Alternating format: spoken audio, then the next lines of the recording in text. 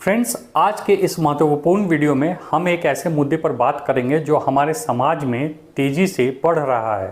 शादी के लिए बैंक से लोन लेना और इसके बाद आने वाली समस्याएं। कई परिवार शादी की भव्यता को बनाए रखने के लिए बैंक से लोन लेते हैं, लेकिन यह कदम उनके लिए किस तरह की आर्थिक चुनौतियों और मानसिक तनाव का कारण बन सकता है, इसी पर हम आज चर्चा करेंगे।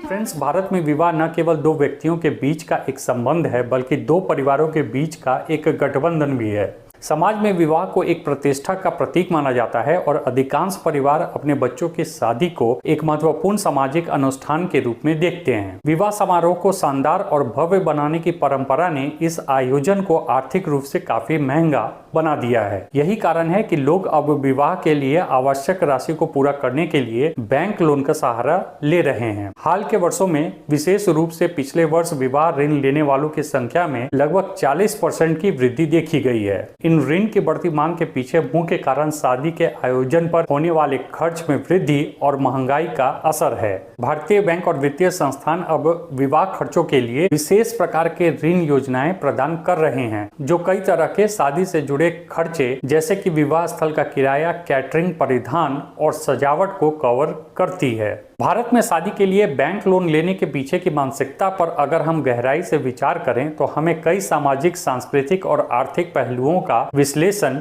करना होगा। भारतीय समाज में शादी को परिवार की प्रतिष्ठा का प्रतीक माना जाता है। अमूमन देखा गया है कि परिवार अपने सामाजिक स्तर को ऊंचा दिखाने के लिए शादियों में बड़े पैमाने पर खर्च करते हैं। विभिन्न प्रकार की रस्में, समारोह, सजावट और विशेष खानपान शामिल होते हैं। शादी में आने वाले मेहमानों के सामने आर्थिक शक्ति का प्रदर्शन करना एक मानसिकता बन गई है और इसी आर्थिक शक्ति के प्रदर्शन के लिए लोगों को बैंक लोन की आवश्यकता पड़ रही है। भारत में अधिकांश लोग मध्यम वर्गीय परिवार से आते हैं, उनकी आय सीमित होती है और उन्हें जीवन के कई खर्चों का सामना करना पड़ता है। अब समस्या यह है कि आधुनिक समय में शादी का खर्चा बढ़ गया है, खासकर शहरी क्षेत्रों में। विवाह स्थल की सजावट, थीम बेस्ड वेडिंग, विदेशी हनीमून, डिजाइनर कपड़े और बड़े पैमाने पर मेहमानों को आमंत्रित करना अब यह आम बात हो गई है। यह सभी इच्छाएं शादी को एक महंगे आयोजन में बदल देती हैं। इस बदलते दृष्टिकोण के साथ आज के युवा और उनके परिवार शादियों में ऐसा कुछ करना चाहते हैं जो सबसे अलग और खास हो, जिसके लिए बैंक लोन लेना सामान्य सी बात होती जा रही है। अब भारतीय शादी एक बड़ा व्यापारिक अवसर बन गया है। इसके कारण शादी के आयोजन से जुड़े खर्चों में भी बेतहाशा वृद्धि हुई है। शादी के आयोजक, wedding planner, photographer, decorator, caterer और डिजाइनर कपड़ों की मांग इतनी बढ़ गई है कि इन सेवाओं पर खर्च करने के लिए लोगों को बैंक से लोन तक लेना पड़ रहा है। एक बड़ी समस्या यह भी है कि भारतीय समाज में लोग अक्सर अन्य परिवारों से अपनी तुलना करते हैं और शादी में खर्च करने की होड़ में शामिल हो जाते हैं। लोग अपने रिश्तेदारों, दोस्तों और समाज के लोगों को दिखाने के लिए शादी में भव्यता का प्रदर्शन करते हैं। इस सामाजिक दबाव के कारण भी कई परिवार लोन लेते हैं ताकि वे दूसरों के सामने अपना सम्मान और प्रतिष्ठा बनाए रख सकें।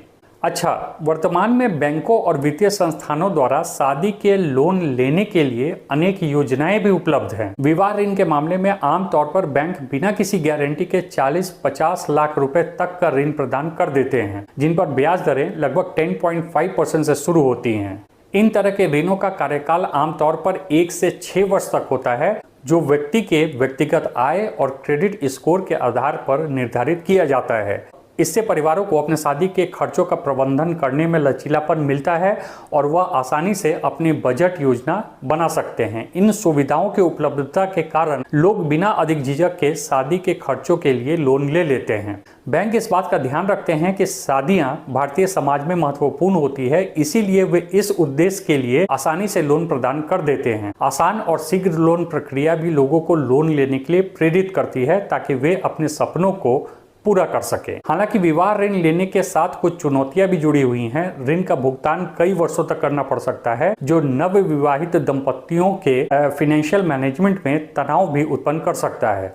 इसके अतिरिक्त ब्याज दर और अन्य शुल्कों को ध्यान में रखते हुए कुल ऋण लागत का सही आकलन करना भी बहुत ही महत्वपूर्ण है। वित्तीय विशेषज्ञ सलाह देते हैं कि विवाह का ऋण लेते समय ऋण चुकाने की योजना को अच्छी तरह से समझना आवश्यक है, ताकि यह निर्णय परिवार की आर्थिक स्थिति पर अनावश्यक भार न डाले।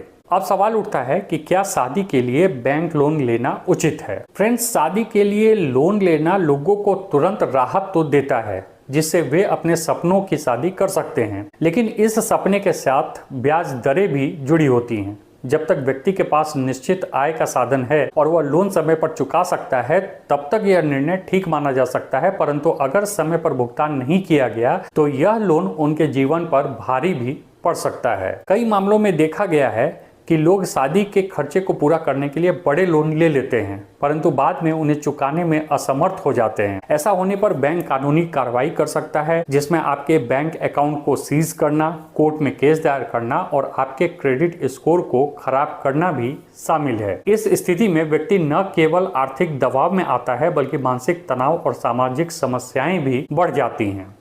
जब व्यक्ति लोन नहीं चुका पाता है तो उसका सीधा असर उसके क्रेडिट रेटिंग पर पड़ता है। क्रेडिट रेटिंग खराब होने पर भविष्य में किसी अन्य बैंक से लोन लेना मुश्किल हो सकता है। इसका मतलब है कि आप किसी भी प्रकार का भविष्य में लोन नहीं ले पाएंगे, चाहे वह मेडिकल इमरजेंसी के लिए हो या फिर शिक्षा के लिए। लोन की अदायगी न कर पाने की स्थिति में व्यक्ति मानसिक रूप से भी प्रभावित होता है।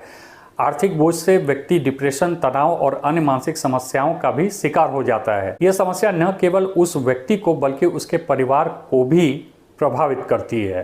अब सवाल यह उठता है कि इस स्थिति से कैसे बचा जा सकता है। तो भाई, शादी में फिजूल खर्ची से बचें और केवल जरूरी चीजों पर ध्यान दें। शादी का असली महत्व प्यार और विश्वास में होता है, न कि बड़े बड़े समारोह में। हाँ, अगर आपका बजट अलाउ करता है तो आप भव्य शादी का आयोजन कर सकते हैं, इसमें कोई दिक्कत नहीं है, लेकिन शादी के लिए लोन लेने से बचें। शादियों का उद्देश्य सिर्फ दिखावा नहीं होना चाहिए, बल्कि जीवन के एक नए अध्याय का शुभारंभ भी होना चाहिए। हमें चाहिए कि हम अनावश्यक खर्चों को न बढ़ाएं और अपनी आर्थिक स्थिति को स्थिर बनाए रखें।